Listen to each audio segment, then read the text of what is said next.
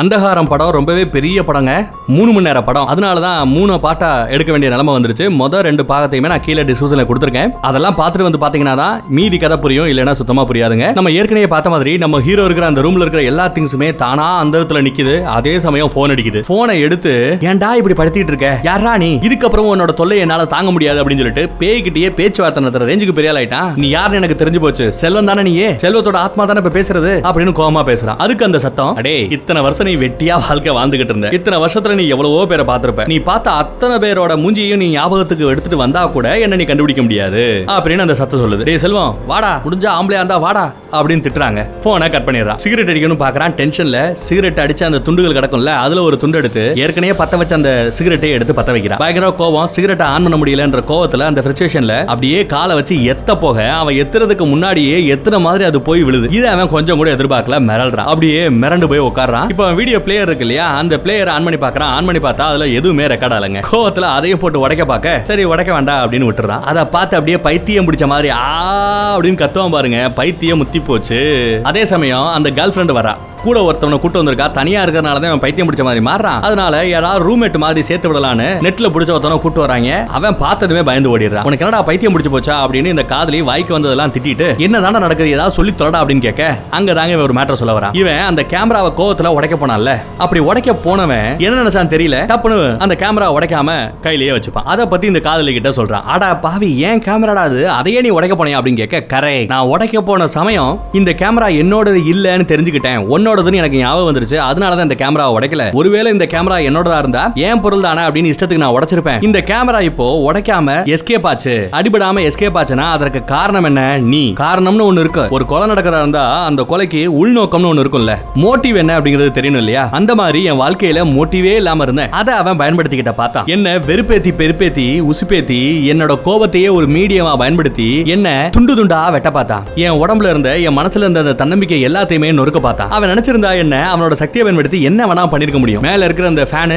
அதை மேல போட்டு கொல்லிருக்க முடியும், இல்ல இந்த ரூமையே பத்தி எரிய வைக்க முடியும். ஏன்னா அந்த லெவலுக்கு செல்வத்துக்கிட்ட சக்தி இருக்கு, அந்த கண்ணுதெரியாதவனுக்கு சக்தி இருக்கு. அது எல்லாத்தையுமே தாண்டி என்ன சாடிக்காம, ஆனா அவனோட நோக்கம் என்ன கொல்றதான்னா என்னைய வச்சு என்னைய அவன் சாடிக்க பாக்குறான். என்ன அவ்வளவு மனதளவுல என்ன பயமுறுத்திட்டான், சுக்கு நூறா என்ன நொறுக்கிட்டான். இதுக்கப்புறமா ஏன்டா இந்த வாழ்க்கை வாழணும்னு அப்பப்ப பேசாம தூக்குல தொங்கிடலாமான்னு தோணும். அந்த ரேஞ்சுக்கு என்ன மாத்தி வச்சிட்டான். இதுதான் அவனுக்கு வேணுங்கிறத இப்ப நான் புரிஞ்சுக்கிட்டேன். என் கோபத்தையே ஒரு ஆயுதமா பயன்படுத்தி, ஒரு மீடியமா பயன்படுத்தி என்னையே அழிக்க பாக்குறான்ல, இதுக்கப்புறம் அவனா நானான ஒரு கை பாத்துறேன். இனிமே நான் கோவப்பட போறது இல்ல, நிதானமா தான் யோசிக்க போறேன். இவ்வளவு நாளா அவன் நீட் தேர்ட் லா ஸ்கூல்ல படிச்சிருப்பேன் பாத்தீங்களா, ஒவ்வொரு வினைக்கும் அதற்கு சமமான எதிர்வினை உண்டு அப்படின்னு நம்ம சொல்லுவோம். அந்த எதிர்வினை என்ன அப்படிங்கறத நீங்க தெரிஞ்சுக்கிட்டீங்கன்னா சமமான வினைய நீங்க இந்த பக்கத்துல பண்ணீங்கன்னா அப்படியே பேலன்ஸ் பண்ணி வந்துகிட்டு இருக்கும். அந்த மாதிரி தான் இந்த போன்ல பேசிட்டு இருக்கிற பையன் நம்ம ஹீரோ கூட விளையாடுறான். ஹீரோவை நல்ல மனதளவுல நல்லா புரிஞ்சுக்கிட்டான். இப்படி பண்ணா இவன் இப்படி ரியாக்ட் ஆவான் அப்படிங்கறத முன்னாடியே தெரிஞ்சுக்கிட்டு அவனை அதுக்கேத்த மாதிரி பேசி பேசி பேசி வெறுப்பேத்தி இந்த ரேஞ்சுக்கு கிட்டத்தட்ட முழு பைத்தியமாகிற ரேஞ்சுக்கு கொண்டு வந்து விட்டான். ஆனா கடைசி நிமிஷத்துல அந்த கேமராவை உடைக்கிற இடத்துல தான் நம்ம ஹீரோவுக்கு புத்தி வருது. அதே சமயத்துல இங்க நம்ம டீச்சர் அம்மாவை காமிக்கிறாங்க. செத்து போன அந்த ஹீரோவோட வீட்டுக்கு வந்திருக்கா. ஏதாவது தடயம் கிடைக்குமா, அந்த ரியல் எஸ்டேட் ஏஜென்ட் ஏதோ நம்மளால பண்ணிட்டான் அப்படின்னு புரிஞ்சுக்கிட்டு அங்க இருக்கிறது ஏதாவது கிடைக்கிற ஆதாரங்கள் ஏதாவது எடுக்க முடியுமா அப்படி ட்ரை பண்ணிட்டு இருக்கும்போது அங்க அந்த டெலிபோன் இருக்கும். சரி அந்த போனை ஏதாவது எடுத்துட்டு போலாம்னு சொல்லி யோசிக்கிறாளோ என்னவங்க, அந்த போனை எடுக்கிறா. வயரே கனெக்ட் ஆல, ஆனா ரிங் அடிக்குது. இவளும் எடுத்துட்டு செல்வம் அப்படின்னு கேட்க, ஆமாங்க செல்வம் தான் பேசுறான். இதே போன் மூலமா இவ்வளவு நாளா ஆவிகளுக்கு ஹெல்ப் பண்ணிட்டு இருந்தான். இப்ப அவனே ஆவியாகி அந்த போன் மூலமாவே நம்ம டீச்சர் கிட்ட பேசுற ரேஞ்சுக்கு நிலைமை வந்துருச்சுங்க. அதே சமயம் இந்த பக்கத்துல உசுரோட இருக்கிற இந்த ஹீரோக்கு போன் கால் வருது. போன்ல எப்பவும் போல அந்த சத்தம் இவனை டார்ச்சர் பண்ணுது. இந்த வீட்டை மட்டும் நீ எஸ்கேப் ஆயிட்டா உன்னை சும்மா விட்டுருவா அப்படி இப்படின்னு சொல்லிட்டு அந்த குரல் இவனை மிரட்டிக்கிட்டே இருக்கு. அப்போ இந்த வீட்டோட கதவு தானா மூடுது. இவன் பதட்டத்துல பதறி போய் யார்கிட்டடா கேட்கலாம் அப்படின்னு சொல்லிட்டு போன் எடுத்து டயல் பண்றான். யாருக்கு டயல் பண்றான், நம்ம டீச்சர் அம்மாக்கு தான் டயல் பண்றான். டயல்ல அந்த பக்கத்துல டீச்சர் அம்மா போன் எடுத்து பேசுறாங்க. எனக்கு முக்கியமா ஒரு ஹெல்ப் வரும், என் வீட்டுக்கு உடனே வாங்க அப்படின்னு சொல்ல 20 நிமிஷத்துல நான் அங்க இருப்பேன் அப்படின்னு நம்ம டீச்சர் அம்மா சொல்றாங்க. என்னடா அது, அந்த பக்கத்துல டீச்சர் அம்மா பேசிட்டு இருந்தாங்களே யாரு கூட, செத்து போன ஹீரோ கூட, ஆனா இந்த பக்கத்துல உசுரோட இருக்கிற இந்த ஹீரோ கூட பேசிட்டு இருக்கானே அப்படின்னு நமக்கு கன்ஃபியூஸ் ஆற மாதிரி தெரியும். இங்க கன்ஃபியூஸ் ஆறதுக்கு ஒண்ணும் இல்லங்க. ஆக்சுவலா இந்த ரெண்டு விஷயங்கள் நடக்கிற அந்த காலகட்டம் வேற காலகட்டம். நம்ம டீச்சர் அம்மா செத்து போன ஹீரோ கூட போன்ல பேசிட்டு இருக்காங்க பாத்தீங்களா, அது எல்லாம் இதுக்கு முன்னாடியே நடந்து முடிஞ்சு போச்சு. ஆனா நம்ம டைரக்டர் என்ன பண்றாருன்னா ஏற்கனவே நடந்து முடிஞ்ச விஷயம் இப்ப நடக்கிற விஷயம் ரெண்டையுமே அடுத்தடுத்த சீன்ல காமிச்சு பயங்கரமா டைரக்ட் பண்ணி எடுத்திருக்காரு படத்தை. அதே சமயம் இங்க நம்ம ஹீரோட வண்டி சாவியை கீழே போட்டிருப்பான். அந்த சாவி தானா விழுது. அது விழும்போது அதுல ஒரு நம்பர் இருக்கும். அந்த அந்த நம்பர் அப்படியே மாறி மாறி வந்துகிட்டே இருக்கு. ஏதோ ஒன்னு சொல்ல வருது அப்படின்னு சொல்லிட்டு அதுல வர அந்த நம்பரை இவன் நோட் பண்ணிக்கிறான். வந்திருக்கிற நம்பர் என்ன அப்படின்னு பாத்தீங்கன்னா இவன் கிட்ட இருக்கிற இவனோட டெலிபோன் நம்பர் அதுவா விழுந்து இவனுக்கு காமிக்குது. இவனுக்கு ஒன்னும் புரியலங்க. இவன் கிட்ட இருக்கிற டெலிபோன் நம்பரையே ஒரு ஆத்மா ஏன் அப்படி காமிக்கணும் அப்படின்னு குழம்பி போறான். அதுக்கு அப்புறம் தான் அந்த போனு கிட்ட போய் அந்த போனை ஓபன் பண்ணி பாக்குறான். ஞாபகம் இருக்கா, இவன் ஒரு போன்ல கம்ப்ளைண்ட் அப்படின்னு சொல்லி பிஎஸ்என்எல் கிட்ட கொடுக்க பிஎஸ்என்எல் காரனுங்க ஒரு பழைய போனை வந்து ரீப்ளேஸ் பண்ணிட்டு போயிருப்பானுங்க. அதுக்கு அப்புறம் தான் இவனுக்கு இந்த பிரச்சனை எல்லாம் வந்திருக்கும். இப்போ இவனோட டெலிபோன் நம்பர் எழுதிருக்கும் பாத்தீங்களா, அந்த பேப்பரை எடுத்துட்டு பின்னாடி ஒரு நம்பர் இருக்கு அத பாக்குறான். பார்த்தா மிரண்டு போறான். அந்த நம்பர் தாங்க இத்தனை நாளா இவன் தேடிக்கிட்டு இருந்த ஒரு நம்பர்ல இருந்து இவனுக்கு போன் கால் வந்துகிட்டே இருக்கும் பாத்தீங்களா, அந்த நம்பர் நம்ம செல்வத்தோட டெலிபோன் நம்பர் தான். நம்ம செல்வம் செத்து போனதுக்கு அப்புறம் அவனோட வீட்ல இருந்த அந்த டெலிபோன் நம்பரை தான் இப்போ பிஎஸ்என்எல் காரனுங்க இங்க இந்த ஹீரோட வீட்ல வச்சிட்டு போயிருக்கானுங்க. இந்த போன் மூலமா தான் செத்து போன ஆவிகளால மனுஷங்க கூட பேச முடியும். இதுதான் அந்த மீடியம் நம்ம ஏற்கனவே பார்த்திருப்போம். அந்த சக்தி மூலமா தான் இப்போ நம்ம ஹீரோவை மிரட்டிக்கிட்டு இருக்கான். அதே சமயம் நம்ம டீச்சரமா அந்த இன்னொரு காலகட்டத்துல செத்து போன ஹீரோ கூட போன்ல பேசிட்டு இருக்காங்க இல்லையா, அங்க அவன் சொந்த கதை சோக கதை எல்லாம் சொல்லிக்கிட்டு இருக்கான். தான் எப்படி செத்தோம் வச்சோம் இது எல்லாத்துக்கும் யாரு காரணம் இல்ல, என்னோட சூழ்நிலை தான் காரணம் அப்படின்னு அங்க கூட சூழ்நிலை தான் குற்றம் சொல்றானே ஒழிய மித்த ஆட்களை அவன் குற்றம் சொல்லலங்க. அதுக்குள்ள நம்ம ரியல் எஸ்டேட் ஏஜென்ட் ஆளுங்க இருக்காங்க இல்லையா, அவங்க விடுவிடுன்னு ஓடியாரானுங்க. இந்த ரூமோட கதவை டப்புன்னு திறக்கறாங்க. திறந்து பார்த்தா அந்த ரூமே பால் அடைஞ்சு போய் கிடக்கு. உள்ள நம்ம டீச்சரமாவும் இல்ல, அந்த போனும் இல்ல. என்னடா நடக்குது அப்படின்னு பாத்தீங்கன்னா இப்ப நீங்க பார்த்த இந்த சில சீன்ஸே மொத்தம் 3 காலகட்டத்துல நடக்குதுங்க. டீச்சரமா செத்து போன ஹீரோ கூட போன்ல பேசுறா பாத்தீங்களா, அது ஏற்கனவே நடந்து முடிஞ்சிருச்சு. அதுக்கப்புறம் இந்த ரவுடிங்க வந்து செக் பண்றாங்க இல்லையா, அது அதுக்கப்புறம் சில நாட்களுக்கு அப்புறம் நடந்திருக்கு. அதுக்கு முன்னாடியே டீச்சரமா இங்க வந்து அந்த போன்ல ஹீரோ கூட பேசி மேட்டர்லாம் தெரிஞ்சுக்கிட்டு அங்க வந்து போயிருக்கா. அதுக்கு அப்புறம் தான் அதே டீச்சரமா நம்ம உசுரோட இருக்கிற ஹீரோ கூட போன்ல பேசுவாங்க. 20 நிமிஷத்துல உன் வீட்டுக்கு வரேன்னு சொல்லுவாங்க. வேற வேற டைம்ல நடக்கிற விஷயங்களை அடுத்து காமிச்சு டைரக்டர் அநியாயத்தை கன்ஃபியூஸ் பண்ணி நம்மள மண்டைய பிச்சுக்க வைக்கிறாரு. அடுத்து என்ன ஆகும்னு பாப்போம். டீச்சரமா 20 நிமிஷத்துல வரேன் அப்படின்னு சொன்ன மாதிரியே இந்த வீட்டுக்கு வந்துடுறாங்க. ஓடி வந்தவன் உடனே உங்க போன் கொடுங்கன்னு சொல்லிட்டு போனை வாங்கி அந்த செல்வத்தோட நம்பர் இருக்கு இல்லையா, அந்த நம்பருக்கு கால் பண்றான். கால் பண்ணா செல்வம் அப்படின்னு ஏற்கனவே இந்த கான்டாக்ட்ல சேவ் ஆயிருக்கு இல்லையா, அந்த பேர் வருது. செல்வம்னு இந்த நம்பரை நீங்க சேவ் பண்ணி வச்சிருக்கீங்க, அவன் யாருன்னு உங்களுக்கு தெரியுமா அப்படின்னு இவங்களை பார்த்து கேட்க, ஆமா என்கிட்ட ஸ்டூடெண்டா படிச்சவன் தான், அவனை உனக்கு எப்படி தெரியும் அப்படின்னு இவன் கேட்க, நான் அவனை தேடிக்கிட்டு இருக்கேன், அவன் தான் இத்தனை நாளா என்ன டார்ச்சர் பண்ணிட்டு இருக்கான், போன் பண்ணி என்ன மிரட்டிக்கிட்டு இருக்கான், எங்க இருக்கான் அவன் மட்டும் என் கையில கிடைச்சா அப்படி இப்படின்னு பேசிட்டு இருக்க, அது எப்படி சாத்தியம், இந்த செல்வங்கிறவன் செத்து போய் 8 மாசம் ஆச்சு அப்படின்னு டீச்சர் அம்மா சொல்றாங்க. மறுபடியும் கால் பண்றான், ரிங் அடிக்குது, காலை கட் பண்ணா ரிங் ஆஃப் ஆகுது. மறுபடியும் கால் பண்றா, ரிங் அடிக்குது, காலை கட் பண்ணா ரிங் ஆகுது. செத்து போனவன் தான் அவனோட போன் தான். மறுபடியும் கால் பண்ணா கால் போயிடுது. டீச்சர் அந்த போனை பிடிக்கிட்டு ஹலோ ஹலோன்னு பேச செல்வன் தாங்க போன் அட்டெண்ட் பண்றான். அட்டெண்ட் பண்ணதுமே தயவு செய்து அந்த ஹீரோவை அவனோட ரூமை விட்டு வெளியே கூட்டு வா, அவன் உசுருக்கே ஆபத்து, சீக்கிரம் போங்க, நான் சொல்றத செய்யுங்க, போங்க போங்க அப்படின்னு நம்ம செல்வம் உசுரை கொடுத்து கத்துறாங்க. அப்போ இந்த ஹீரோ அவனோட ரூமுக்குள்ள போய் பார்க்கறான். போய் பார்த்தா அந்த போன் அப்படியே அந்தரத்துல தொங்குது. செத்து போன செல்வன் தான் இப்ப போன்ல பேசிக்கிட்டு இருக்கான். உசுரோட இருக்கிற நம்ம ஹீரோ அதை பார்த்து மிரண்டு போறான். அவன ரூமை விட்டு வெளியே போக சொல்லுங்க, வெளியே போக சொல்லுங்க, நீங்க செல்வம் வேற கத்திட்டு இருக்கான் இல்லையா. அதே நேரம் பார்த்து அவசர கொடுக்க இந்த ஹீரோ அந்த போன்ல தானே எல்லாமே அப்படின்னு சொல்லிட்டு அந்த போனை பேட்டை வச்சு அப்படியே அடிச்சு நொறுக்கிறாங்க. சல்லி சல்லியா போன் உடைஞ்சு போயிடுது. இவனும் ஓடி போய் கால் கட் ஆயிடுது. செல்வம் பேசிட்டு இருந்தது அப்படியே நடுவுல நின்னு போகுது. அவ ஓடி வந்து என்ன பண்ணி வச்சிருக்க, ஏன் செல்வத்தோட போனை உடைச்ச அப்படின்னு அவ கோவப்படுறா. செல்வத்தோட போன் எப்படி இங்க வந்துச்சு அப்படின்னு அவ கேக்குறா. 2 வாரத்துக்கு முன்னாடி கம்ப்ளைண்ட் சொன்னா பிஎஸ்என்எல் காரனுங்க இந்த போனை கொண்டு வந்து வச்சாங்க. செல்வத்தோட போனுங்கிறதுனால அவனோட ஆவி இந்த போன் மூலமா என்ன டார்ச்சர் பண்ணிக்கிட்டு இருக்கு, டெய்லி கால் பண்ணி என்ன பைத்தியமாக்கனா அப்படி இப்படின்னு சொல்லிட்டு கோவத்துல பெனாத்திக்கிட்டு இருக்கான். எந்த நம்பரை தேடி எவன் என்ன மிரட்டிக்கிட்டு இருக்கான்னு சொல்லிட்டு ஊரா தேடிட்டு இருந்தோம். கடைசியில அதே நம்பர் என் வீட்டுக்குள்ளேயே என் போனுக்குள்ளேயே ஒளிஞ்சுக்கிட்டு இருக்கு அப்படின்னு பேசிட்டு இருக்க, தப்பு பண்ணிட்டியாடா அப்படின்னு சொல்லிட்டு அந்த அக்கா ஹரி சொல்றாங்க. டீச்சர் அம்மா சொல்றாங்க, இவ்வளவு நாளா செல்வம் உனக்கு ஹெல்ப் பண்றதுக்கு தாண்டா முயற்சி பண்ணிட்டு இருந்தா, முட்டா பயலே அப்படின்னு திட்டுறாங்க. அந்த போன் ஒரு மீடியம், ஆவியல் உலகத்துல இருக்கிற எந்த ஒரு ஆவி கூட உங்ககிட்ட பேசலாம் அப்படின்னு சொல்ல, ஆமா அப்போ செல்வன் தான் செத்து போய் ஆவியா போய் என்ன டார்ச்சர் பண்ணிட்டு இருக்கான் அப்படின்னு செல்வத்தையே நம்ம ஹீரோ சந்தேகப்பட்டுட்டு இருக்கான். அட முட்டாப்பையிலே உங்ககிட்ட பேசிட்டு இருந்தது செல்வமா இருக்க வாய்ப்பே இல்லைன்னு அடிச்சு சொல்றாங்க டீச்சர். எப்படி எவ்வளவு ஆணித்தரமா அடிச்சு சொல்றீங்கன்னு கேட்டா, ஏன்னா செல்வம் இப்போ உன்னோட ரூம்ல தாண்டா இருக்கான், அந்த போன்ல இல்லடா அப்படின்னு சொல்ல ஒரு செகண்ட் இவன் ஆடி போறாங்க. ஏன் ரூம்லயா இருக்கான், எப்படி உங்களுக்கு தெரியும் அப்படின்னு கேட்க, இப்பதான் போன்ல அவன் சொன்னா ஒரு ரூம்ல உனக்கு ஏதோ ஒரு ஆபத்து இருக்கான், உன்னை காப்பாத்துறதுக்காக தான் இந்த ரூம்ல உனக்காகவே அவன் உன்னை பாதுகாத்துட்டு இருக்கிறதாவும், அந்த யாரு உன்னை இவ்வளவு நாளா டார்ச்சர் பண்ணிட்டு இருக்கிறது அப்படின்னு நான் கேட்க போக, உன்னை டார்ச்சர் பண்ணிட்டு இருக்கிற அந்த மறைமுகமான ஆள் யார், அந்த குரலுக்கு சொந்தக்காரன் யார் அப்படிங்கறத நான் கேட்க போறேன். அந்நேரம் பார்த்தாடா நீ இந்த போனை உடைச்சு விட்ட அப்படின்னு சொல்லி இவங்க கம்ப்ளைண்ட் பண்றாங்க. செல்வம் இல்லைனா வேற யாருக்கு என்னை இப்படி கொடுமைப்படுத்தி பைத்தியமாக்குறதுல லாபம் இருக்க போகுது அப்படின்னு இவங்க 2 பேரும் மாத்தி மாத்தி பேசிட்டு இருக்காங்க. இவனும் அங்க உடஞ்சு கிடக்கிற அந்த போன் எல்லாத்தையுமே எடுத்து பிறக்கி பைக்குல போட்டுட்டு அங்க இருந்து வேகமா ஓடுறான். இப்போ அந்த பக்கத்துல நம்ம டாக்டரை காமிக்கிறாங்க. டீச்சர் அம்மாவோட தம்பியோட வீட்டுல தான் அவர் இருக்காரு. தம்பி இங்க உசுரோட இருக்கிற மாதிரி தெரியுது. அவங்க கிட்ட ஏதோ ஒரு டேப் ரெக்கார்டை ப்ளே பண்ணிட்டு கேட்டுட்டு சொல்லிட்டு நான் சொல்றதை செய் அப்படின்னு சொல்லிட்டு போறாரு. போற வழியிலேயே ஏதோ ஒரு ரிமோட் ஆன் பண்ற மாதிரி இங்க இருந்தே போன்ல ஆக்டிவேட் பண்ணி விடுறாருங்க. அவர் ஆக்டிவேட் பண்ணி விட்டது என்ன அப்படின்னு பாத்தீங்கன்னா, ரொம்ப நாளா ஏதோ புதுசா சிம் கார்டு வாங்கி டெக்னாலஜில ஏதோ பண்ணிட்டு இருந்தார்ல, அந்த டிவைஸ் ஆக்டிவேட் பண்ணி விடுறாரு. அட் அ டைம்ல இவங்களோட பேஷண்ட் எல்லா பேருக்குமே ஒரு கால் ஆட்டோமேட்டிக்கா டயல் ஆகுதுங்க. அந்த கால் அட்டெண்ட் பண்ற எல்லாமே இந்த பேஷண்ட்ஸ். அவங்க அட்டெண்ட் பண்ணதுமே இந்த டாக்டர் ஏற்கனவே பேசின ரெக்கார்ட் பண்ணி வச்சிருந்த ஒரு மேட்டர் ப்ளே ஆகுது. அதுல அவர் என்ன தெரியுமா சொல்றாரு, நீங்க தேடிட்டு இருக்கிற உங்களுக்கு சுதந்திரம் வேணும்னு நினைக்கிறீங்க, உங்களை புரிஞ்சுக்கிறதுக்கான மக்கள் இங்க யாரும் இல்ல, உங்களை புரிஞ்சுக்கிறவங்க எங்க இருக்காங்களோ அங்கேயே நீங்க தேடி போலாம், அந்த உலகத்துல உங்களுக்கு சுதந்திரமா இருக்க முடியும், அந்த உலகத்துல உங்க இருக்கிறவங்க எல்லாருமே உங்களை புரிஞ்சுப்பாங்க, அப்படி இப்படின்னு சொல்லிட்டு ஏதோ ரெக்கார்ட் பண்ண ஒரு பழைய ரெக்கார்டரையே போட்டு தேய்னு தேய்ச்சிக்கிட்டு இருக்கான். அதை கேட்டதுமே எல்லா பேரும் வந்து வித்தியாசமா பிஹேவ் பண்ண ஆரம்பிக்கிறாங்க. அங்க சீனை கட் பண்ணி உடஞ்சு போச்சு பாத்தீங்களா, அந்த டெலிபோனை கொண்டு வந்து ஒரு ஆள்கிட்ட கொடுத்து இது எல்லாத்தையுமே ஒட்டி கொடுங்க, சரி பண்ணி கொடுங்கன்னு கேட்க 1000 ரூபாய் ஆகும், கொடுக்குறியா அப்படின்னு கேட்க எவ்வளவு ஆனாலும் பரவாயில்லன்னு சொல்லி கொடுக்க, சரி கொஞ்ச நேரம் ஆகும் போயிட்டு வாங்க, அதுக்குள்ள நான் ரெடி பண்ணி வைக்கிறேன் அப்படின்னு சொல்லிட்டு அதை ரெடி பண்ண ஆரம்பிச்சிடறான். அதே சமயம் நம்ம ஹீரோ ஒரு முக்கியமான கால் பேசிட்டு வரேன்னு சொல்லிட்டு ஒரு போன் கால் எடுத்து பேசுறான். தான் காதலிக்கு போன் பண்ணி இவ்வளவு நாளா என்ன டார்ச்சர் பண்ணிட்டு இருந்த பிரச்சனை எல்லாத்தையுமே நான் யாரு என்னன்னு கண்டுபிடிச்சிட்டேன், அந்த வாய்ஸுக்கு சொந்தக்கார யாருன்னு தெரியல, ஆனா கூடிய விரைவில் இந்த பிரச்சனையை விட்டு நான் வெளியே வந்துருவேன் அப்படின்னு சொல்ல ரொம்பவே சந்தோஷம், நீ ஏதாவது பண்ணி தெளிவா வந்தா எனக்கு போதும்னு அந்த காதலி சொல்றான். இப்படி இவங்க பேசிட்டு இருக்கும் போது எனக்கு ஒரு ஞாபகம் வருது, இவங்கிட்ட தான்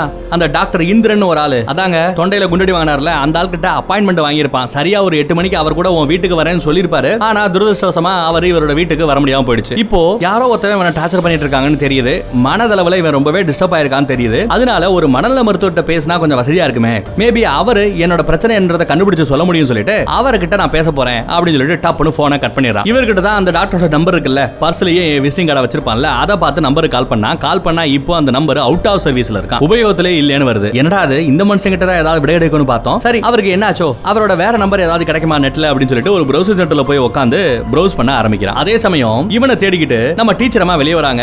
அப்படி வெளியே வரும்போது தான் பாக்குறாங்க இவங்களோட கார்ல ஒருத்தவன் லாக்க போடுறான். ரோட்ல பார்க் பண்ணி வச்சா சும்மா விடுவாங்க என்ன, அதனால லாக்க போட்டாங்க. இவ ஓடி போய் ஏன் கார் தான், நான் வந்துட்டேன், காரை எடுத்து நான் ஓரமா நிப்பாட்டுறேன், திறந்து விடுங்க அப்படின்னு கேட்க அந்த ஆளு முடியாதுங்கிறான். இப்ப திறந்து விடுப்பா, நானும் ஒரு கவர்மெண்ட் ஆபீசர் தான்ப்பா, ஆடியோ ஆபீஸ்ல நான் வேலை பார்க்கறேன், திறந்து விடுறியா இல்லையா அப்படின்னு கேட்க, அம்மா அதெல்லாம் சரிதாம்மா, நீ எப்பேற்பட்ட ஆளாவா இருந்துக்க, இந்த பின்னாடி பாரு ஒரு டாக்டரோட வண்டி தான் மாச கணக்கா அங்க நிக்குது, டாக்டர் வண்டி சொல்லி நான் போடாம தான் விட்டேன், ஆனா அந்த இன்ஸ்பெக்டர் ஒருத்தவன் இருக்காங்க சரியான லஞ்ச பாட்டி, எப்ப பார்த்தாலும் லஞ்சம்னே தெரியும், அவன் வந்து அவனே அவன் கைப்பட லாக்க போட்டு போயிட்டான். டாக்டர் வண்டியே இப்போ 8 மாசம் சும்மா நிக்குது, ஒரு 500 ரூபாய் கொடுத்தேன்னா அவர் அவுத்து விட்டுருவாரு, அதுக்கப்புறம் நீ நிம்மதியா போலாமா அப்படின்னு சொல்லிட்டு போக, அப்பதாங்க இவ அந்த காரையே நோட் பண்றா. அந்த டாக்டரோட காரை பார்த்துட்டு மிரண்டு போய் இவ தெரிச்சு ஓடுறா, ஹீரோவை பாக்குறதுக்காக ஓடுறா. அதே சமயம் ஹீரோ ப்ரௌசிங் சென்டர்ல டாக்டர் இந்திரன் அப்படின்னு சர்ச் பண்ண அவர் செத்து போன அந்த நியூஸ் அங்க வருது. ஐயோ செத்து போயிட்டாரா, அவருக்கு கால் பண்ணலாம்னு நினைச்சேன் அப்படின்னு சொல்லிட்டு அவர் எப்படி செத்தாருங்கிறத பாக்குறாங்க. பார்த்தா இவர் ஒரு ஆக்சிடென்ட்ல செத்து போயிருக்காரு, ரொம்பவே காமெடியா அவர் செத்து போயிருக்காப்ல மனுஷன். அது மட்டும் இல்லாம இவர் செத்த அதே டைம்ல இவரோட பேஷண்டா இருந்த ஒரு 5-6 பேர்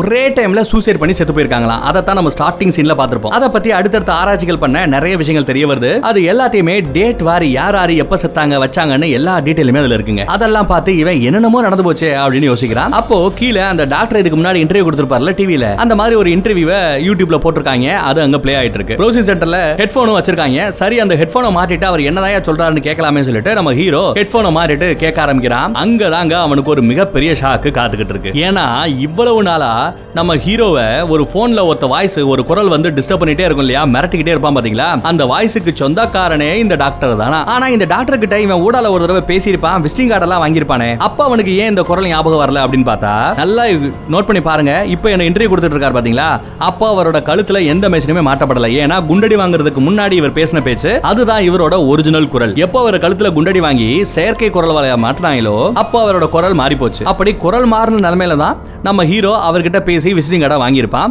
அதனாலதான் அவர் மேல இவனுக்கு இத்தனை நாள்ல சந்தேகமே வரல. இப்போ அவரோட உண்மையான குரலை இப்ப கேட்ட பின்னாடி தான் ஆமாடா இவ்வளவு நாளா மிரட்டிக்கிட்டு இருக்கிறது இந்த ஆளோட ஆன்மா தான் அப்படிங்கறத இப்பதாங்க ஃபைனலா புரிஞ்சுக்கிறான். அதே சமயம் அந்த டீச்சர் அம்மா ஓடி வந்து நம்ம 2 பேருக்குமே பொதுவான ஒரு ஆளு அந்த டாக்டர் இந்திரன், அந்த ஆளு நம்ம 2 பேருக்குமே தெரியும், அவர் ரீசெண்டா தான் செத்து போனவர், அவரை நம்ம லிஸ்ட்லயே விட்டுட்டோமே, அவரை நம்ம சந்தேகமே படலையே அப்படின்னு இப்பதான் அவ யோசிச்சு ஓடி வரா. அவ ஓடி வந்ததுக்கு ரீசன் என்னன்னா அங்க ஒரு டாக்டரோட காரு ரொம்ப நாளா பூட்டி கிடக்குன்னு சொன்னா இல்ல, அதை வச்சுதான் அவளுக்கு கிளிக் ஆயிருக்கு. அவளும் கரெக்டா அந்த டாக்டர் இந்திரன்ற மேலதான் சந்தேகப்படுறாங்க. அதே சமயம் இவனும் கன்ஃபார்மே பண்ணிட்டான் அந்த ஆள் தான் இவ்வளவு நாளா இந்த போன்ல நம்மள டார்ச்சர் பண்ணிட்டு இருந்தது அப்படிங்கிறது. அப்ப குடுகுடுன்னு கீழே ஓடியாரான். அதே சமயம் அந்த டெலிபோனை ஒட்டி ஓரளவு ரெடி பண்ணி வச்சிட்டாங்க. கரெக்டா ஒட்ட வயரே இல்லாம டெலிபோன் மணி அடிக்க ஆரம்பிக்குதுங்க, ரிங் ஆகுது. அப்படியே ஓடி போய் அந்த போனை எடுத்துக்கிட்டு ஓடுறான் ஓடிக்கிட்டே இருக்காங்க மனுஷன். எங்க ஓடி போய் நிக்கிறான் பாருங்க, ஒரு பிரிட்ஜ்ல போய் நிக்கிறான். கீழே தண்ணி அப்படியே ஓடிட்டே இருக்கு, ஆத்து தண்ணி ஓடிக்கிட்டு இருக்கு. மேல பிரிட்ஜ்ல நின்னுக்கிட்டு இப்போ அந்த போனை அட்டெண்ட் பண்றான். ஓடி வந்ததுல கலச்சு போயிட்டாயா மனுஷன். ஏண்டா போனை உடைச்சா நான் வரமாட்டேனா மச்சான் என் சக்தி என்னன்னு பாக்குறியா? நீ உடைக்கிற ஒவ்வொரு பொருள்ல இருந்து வெளியே வருவண்டா, அந்த பொருளை உடைச்சு நீ தூளாக்குனாலும் தூளை துருவாக்குனாலும் அத்தனையில இருந்து முளைச்சு வருவண்டா அப்படின்னு பயங்கரமா சீன் போறாருங்க. நீ வரதெல்லாம் அப்புறம் இருக்கட்டும், முதல் பேரை சொல்றா. இவ்வளவு நாளா பேரை கூட சொல்லாம பேரை சொல்றதுக்கே பயந்துகிட்டு இருக்கிற பயந்தாங்கோலி நீ இவ்வளவு நாளா என்கிட்ட இருந்து எஸ்கேப் ஆனதுக்கான காரணமே நீ யாரு என்னன்னு எனக்கு தெரியாம இருந்ததுனாலதான். ஆனா இப்போ நீ யாரு எனக்கு தெரிஞ்சு போச்சுடா அப்படின்னு சொல்ல அங்க தாங்க பிளாஷ்பேக்ல அந்த உண்மையை அந்த மேட்டரை காமிக்கிறாங்க. அவனோட குரல் வலை செயற்கை குரல் வந்ததுனாலதான் வாய்ஸ்ல அவனால கண்டுபிடிக்க முடியல. நீ தாண்டா டாக்டர் இந்திரன், உன்கிட்ட இருந்த பேஷன்ஸ் எல்லாத்தையுமே நோக்கு வரும் மூலமா அவங்கள கண்ட்ரோல் பண்ணி அவங்க எல்லாத்தையுமே மாடியில இருந்து கீழே குதிக்க விட்டு துப்பாக்கியால சுட வச்சு விதவிதமா அவங்க கையில என்னெல்லாம் இருக்கோ அந்த பொருளை வச்சு அவங்கள சூசைட் பண்றதுக்கு தூண்டுனவன் நீ தானே. நீ எல்லாம் ஒரு டாக்டரா?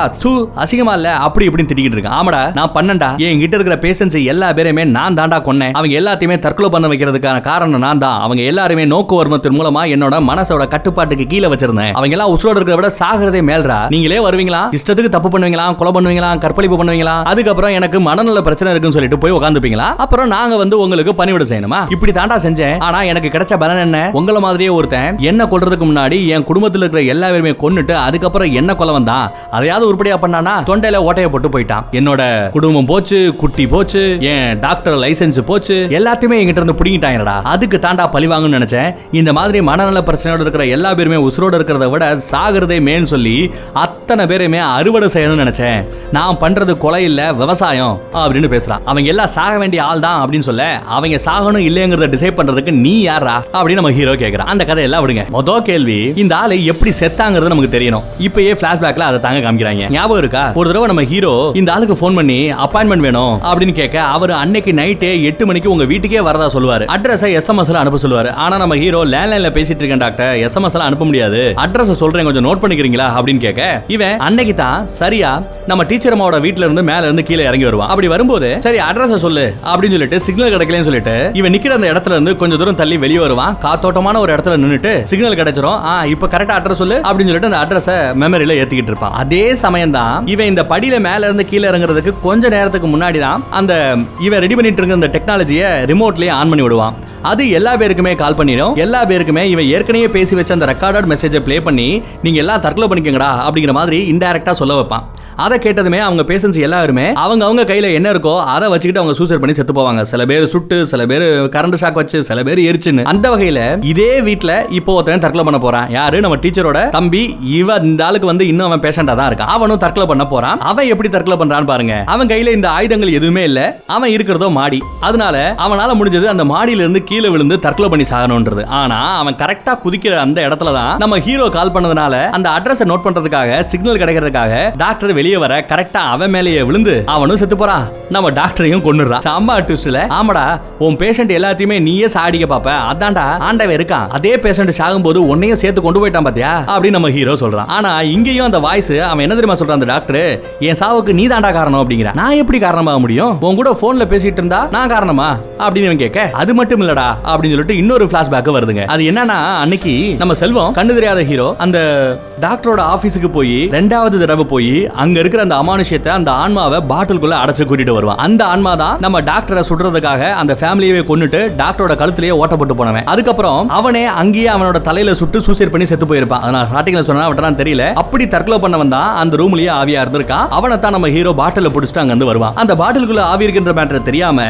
சொத்துக்காக நம்ம ஹீரோவையே அந்த ரியல் எஸ்டேட்டோட ஆளுக வந்து கொலை பண்ணும்போது அந்த பாட்டில உடைச்சறானுங்க. இதெல்லாம் ஒரு பக்கம் நடந்துட்டு இருக்கிற அதே சமயம் இந்த பக்கத்துல நம்ம ஹீரோ என்ன பண்ணிருக்கான்னு பாருங்க. இவன் அப்ப நல்ல ஒரு கிரிக்கெட்ல பிளேயர், நல்ல கோச் எல்லாம் பண்ணிட்டு இருப்பான். பெரிய லெவல்ல பேரும் புகழும் கிடைச்சிட்டு இருந்தது. தான் ஃப்ரெண்டுக்கு அன்னைக்கு பிறந்த நாளா கிஃப்ட் கொடுக்கிறதுக்காக ஏதாவது புக்கை பிரசன்ட் பண்ணலாம்னு சொல்லிட்டு லைப்ரரிக்கு போயிருக்கான். லைப்ரரியில அவனுக்கு அந்த ஃப்ரெண்டுக்கு ரொம்ப பிடிச்சது இந்த பேய்கள், அமானுஷ்யம் இதெல்லாம் கொஞ்சம் நம்பிக்கை இருக்கும் போல. அது சம்பந்தப்பட்ட புக் ஏதாவது கிடைக்குமான்னு சொல்லி போய் தேடிக்கிட்டு இருக்க அப்போ கண்ணு தெரியாத ஹீரோவோட ஃபேமிலி புக் ஒன்னு இருக்கும்ல, அவங்க அப்பாவோட புக், அதை துணியெல்லாம் போட்டு மூடி வச்சிருப்பான்ல, அந்த புக் இவன் கண்ணில் பட இது நல்லா இருக்கேன்னு சொல்லிட்டு திருட்டுத்தனமா எடுத்துட்டு போயிடுவான். அப்படி எடுத்துட்டு போய் கிஃப்டா கொடுத்துருப்பான் அந்த ஃப்ரெண்டுக்கு, நம்ம டீச்சரோட தம்பிக்கு. அவன் அந்த புக்கை வாங்கிட்டு ரொம்ப சந்தோஷமா அந்த புக்கை படிச்சு, அது ஏற்கனவே என்னது ஆன்மாக்களை பிடிக்கக்கூடிய ஒரு புக், மாயமந்திர புக், அதை அவன் படிச்சுக்கிட்டு இருக்கிறதுனால இந்த பக்கத்துல பாட்டில் உடைஞ்சு ஆவி வெளியே வந்துருச்சு. இந்த பக்கத்துல புக்கை படிச்சு வராத ஆவியா வா வா வான்னு கூட்டுக்கிட்டு இருக்கான். ஆவி வந்து இவன் உடம்புல இறங்கிடுச்சு. அதுக்கப்புறம் தான் அவனே அவனோட கையை பேனாவால குத்திப்பான். அவன் கையே அவன் பேச்ச கேட்க மாட்டேங்குது சொல்லிட்டு இருப்பான். பாத்தீங்களா? எல்லாத்துக்கும் காரணம் என்னன்னா அந்த ஃப்ரெண்டோட உடம்புல இந்த ஆவி புகுந்ததுனால தாங்க. ஆக்சுவலா இப்போ இந்த தம்பியோட உடம்புல ஒரு ஆவி புகுந்தது இல்லையா, அது சாகும்போது நிறைவேறாத ஆசையோட தான் செத்து போயிருக்கு. ஏன்னா இந்த டாக்டரை போடுறதுக்காக தான் வருவான், டாக்டரை செத்துட்டான்ற நம்பிக்கையில தான் இவன் சூசைட் பண்ணி சாவான். ஆனா அதுக்கப்புறம் தான் தெரியுது இவன் கோமால போய் மறுபடியும் உயிரோட வந்திருக்காங்கிறது. அதனால நிறைவேறாத ஆசையோட செத்த அந்த ஆவி இப்ப மறுபடியும் இவனோட பேஷண்டா இருக்கிற இந்த தம்பிகாரனோட உடம்புக்குள்ள புகுந்து பழி வாங்குறதுக்காக காத்துக்கிட்டு இருந்திருக்கு. கடைசி ஆசையை நிறைவேற்ற பாத்துக்கிட்டு இருந்திருக்கு. அதே சமயம் இவன் அந்த நோக்கு வருமத்தை பயன்படுத்தி இவரை தற்கொலை பண்ண சொல்லி தூண்ட அதே உடம்புக்குள்ள இருக்கிற அந்த ஆவி தற்கொலை தான் பண்ண போறோம், என்னால அதை தடுக்க முடியாது, அதே சமயம் உன்னையும் காலி பண்ணிட்டு தாண்டா சாவேன்னு சொல்லிட்டு வம்புக்குனே நம்ம டாக்டர் இருக்கிற இடமா பார்த்து அவன் மேல விழுந்து வம்புக்குனே டாக்டரையும் கொலை பண்ணிட்டு அவனும் செத்து போயிருக்காங்க. இவ்வளவு கூத்து நடந்திருக்கு. இது எல்லாத்துக்கும் ஆணி வேறு யாரு?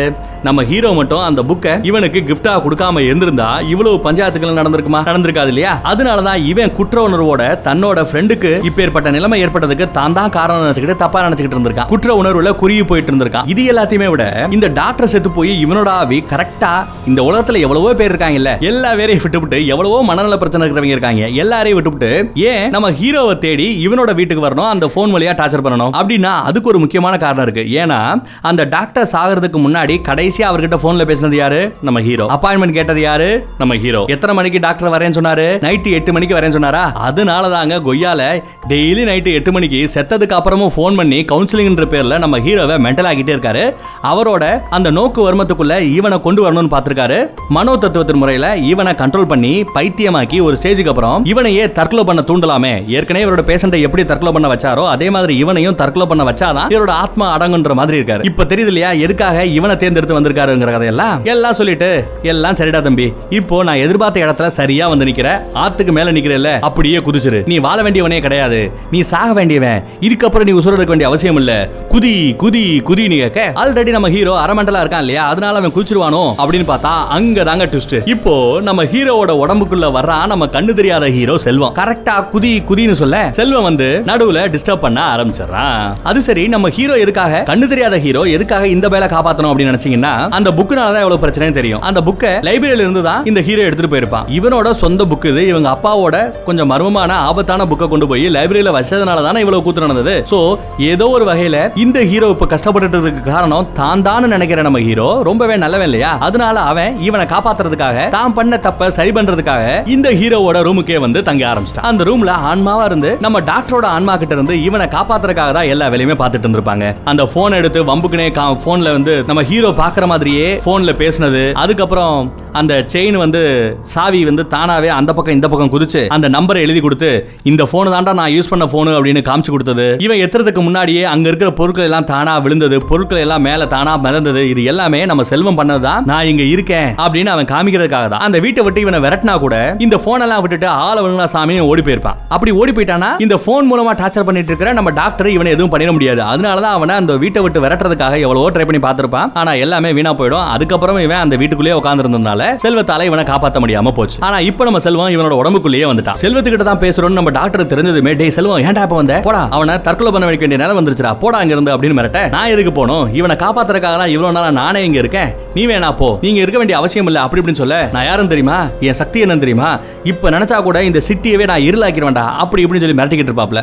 ஆனா இவரு கண்டுக்கவே மாட்டாரு. டே நிறுத்துறா, நீ என்னதான் இருந்தாலும் சாதாரண ஆவி, இப்ப நீ இந்த உலகத்து கூட பேசிட்டு இருக்கிறது எதனால, இந்த போன் மூலமா தான் பேசிட்டு இருக்க, இந்த போனை எல்லாத்தையுமே துண்டு துண்டா வெட்டி கலட்டி தூக்கி கடல்ல போட்டா என்ன பண்ணுவ, அதுக்கப்புறம் உன்னால இந்த பூமியில எதுவுமே பண்ண முடியாது, இந்த மாதிரியே இன்னொருத்தவனை கால் பண்ணி உன்னால டிஸ்டர்ப் பண்ணவும் முடியாது அப்படின்னு நம்ம செல்வம் சொல்றான். டேய் அப்படி எல்லாம் அவசரப்பட்டு செஞ்சிராதடா, ஏன்னா நீயும் இந்த உலகத்துல இருக்கிற ஆட்கள் கூட பேசுறதா இருந்தா இந்த போன் வழியா தான் பேசியானோ, இதுதான் அந்த மீடியம், இதை உடைச்சேனா நீ இந்த பூமி கூட எந்த தொடர்பு இல்லாம இருக்க வேண்டியிருக்கும், அதனால தயவு செய்து இந்த போனை உடைச்சான்னு அதுக்கப்புறம் நம்ம டாக்டர் கெஞ்ச ஆரம்பிச்சிட்டு இருக்காரு. ஆனா அவன் எதையும் கண்டுகிட்ட மாதிரியே தெரியலங்க. அப்படியே அந்த போனை கழட்டிக்கிட்டே இருக்கா. ஒரு வழியா அந்த சீன் அங்க முடிக்கிறோம். இப்ப ஞாபகம் இருக்கா இந்த படத்தோட ஸ்டார்டிங் சீன்ல ஒரு போனை கடலோரமா உடைஞ்ச போன் ஒதுங்கி கிடக்கிறத நம்ம ஸ்டார்டிங்ல பார்த்திருப்போம். அதெல்லாம் இனிதான் நடக்க போகுது. இவன் அந்த போனை பிரிச்சு கீழே ஆத்துல போட்டுருவான். அது கடல்ல சேர்ந்து கடல்ல இருந்து கரையில சேர்ந்து ஒதுங்கி இருக்கும் உடைஞ்சு போன அந்த போன். அதுக்கப்புறம் நம்ம டாக்டரும் சரி இவனும் சரி இந்த பூமியில எந்த ஒரு தொடர்புமே இல்லாம இருந்திருப்பாங்க. இதெல்லாம் நம்மளே புரிஞ்சுக்கட்டும் சொல்லிட்டு டைரக்டர் இதெல்லாம் காமிக்கலங்க. அதே சமயம் எல்லா கதையும் முடிஞ்சிருச்சுன்னு பார்த்தா நம்ம ரியல் எஸ்டேட் ஏஜென்ட் இருக்கான் இல்லையா, அவனுக்கு ஒரு கிஃப்ட் வந்திருக்குங்க. யாரா கிஃப்ட் கொடுத்தா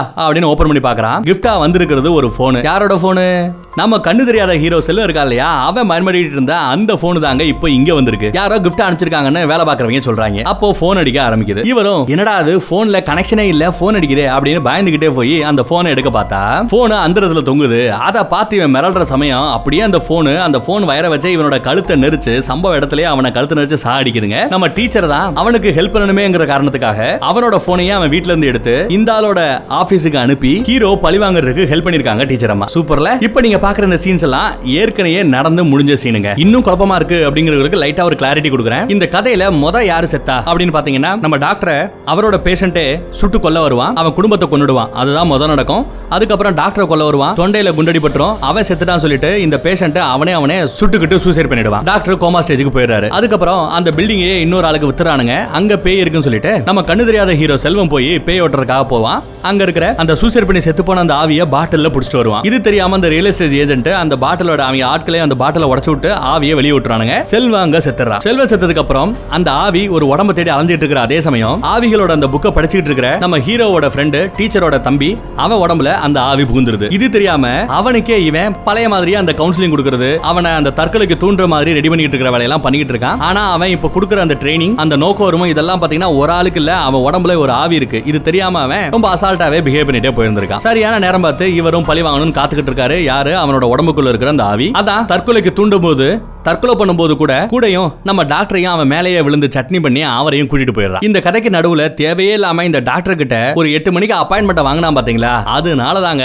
இந்த ஹீரோ படாத பாடு இப்ப வரைக்கும் படுக்கிட்டே இருந்திருக்கான். வாழ்க்கையே வெறுத்துக்கிட்டு இருந்தவன், வாழ்க்கை ஏன்டா வாழ்றோம் அப்படி நினைச்சுக்கிட்டு இருந்தவன் திடீர்னு வாழணும்ன்ற ஆசை அவனுக்கு ஏன் வர ஆரம்பிச்சது? பேயா நம்ம டாக்டர் அந்த போன் மூலமா பேசிட்டு இருந்தாரு பாத்தீங்களா, அதனால தாங்க. அந்த பயம் தான் இவனோட வாழ்க்கை விரக்தியில இருந்து விரட்டிக்கிட்டே இருந்தது. செத்தா கூட பரவாயில்ல நினைச்சிட்டு இருந்தவன் பயத்துல இப்ப ஓட ஆரம்பிச்சான். அந்த ஓட்டம் தான் கடைசியா அவனை அந்த பிரிட்ஜ் மேல நிக்க வச்சது. வாழணும் அப்படிங்கிற அந்த ஆசையுமே அந்த தன்னம்பிக்கையுமே கொடுக்க வச்சது இந்த பயம் தான் அப்படின்னு காமிச்சு இந்த படத்தை நேரத்துல முடிக்கிறாங்க. சூப்பர் படம் இல்ல? இந்த மாதிரி நல்ல நல்ல படங்களையும் அப்பப்ப ரிவ்யூ பண்ணலாம்னு நினைக்கிறேன். என்ன சொல்றீங்க? தமிழ்ல இல்ல எந்த மொழியில இருந்தாலுமே நல்ல படங்களை இனிமே நம்ம ரிவ்யூ பண்ண ஆரம்பிக்கலாம். தேங்க்யூ.